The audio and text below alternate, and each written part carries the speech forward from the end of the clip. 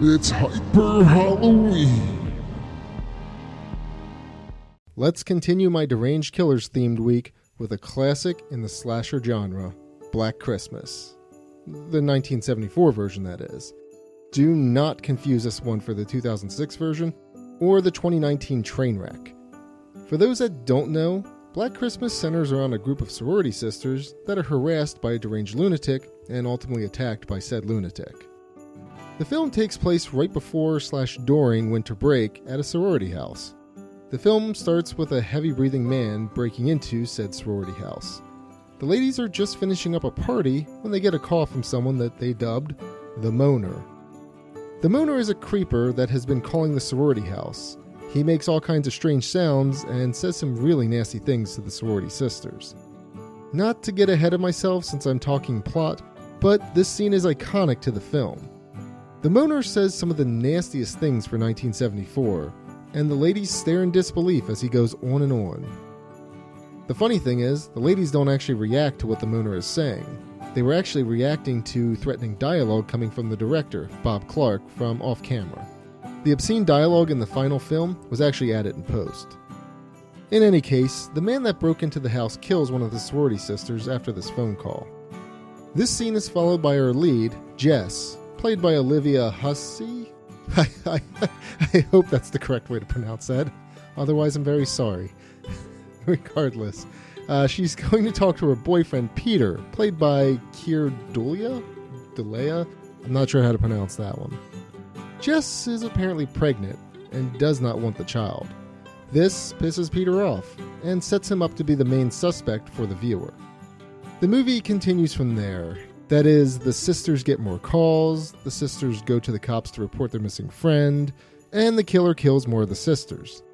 I won't go into much more of the plot in great detail as it does kind of repeat. That being said, I do want to discuss the ending in a little more detail and why it's interesting. So if you don't want this 50-year-old movie spoiled for you, then fast forward a bit. Alright, let's go. The murderer is never actually revealed in the film. Viewers see Peter get arrested at the end of the film, but then see the real killer, named Billy, go in for the final kill with Jess. Billy is also the man that's making obscene calls on the phone as well. He's calling from within the house.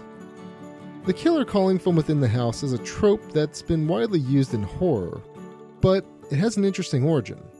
It's actually a trope that came from an urban legend that arose in the 1960s. That urban legend was based on a real-life murder that occurred in the 1950s. This urban legend also influenced another movie that came out in 1979, When a Stranger Calls. When a Stranger Calls has a similar twist ending at the end of the film. In fact, I'm pretty sure it had the same line as well. That is, someone had mentioned that the call is coming from inside the house. Back to Black Christmas, though. Black Christmas sounds like a pretty basic slasher film by today's standards, but it is an impressive movie for its time. So much so that it inspired other slasher films of the time, including John Carpenter's Halloween. As I mentioned before, Black Christmas also received 2 remakes. The first remake dropped in 2006. The 2006 version tried to update things for 2006 standards, but the charm and appeal of the original was completely lost. Another remake came out in 2019.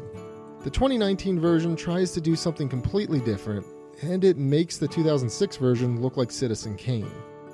Seriously, where 2006 dropped the ball, the 2019 version punted it into the next county. The 2019 remake is honestly one of the worst films I've ever seen. Any case, back to the original. 1974's Black Christmas is a cult classic, and a classic in the slasher genre. It's a fantastic film, and I can't recommend it enough. You definitely need to check it out if you haven't already.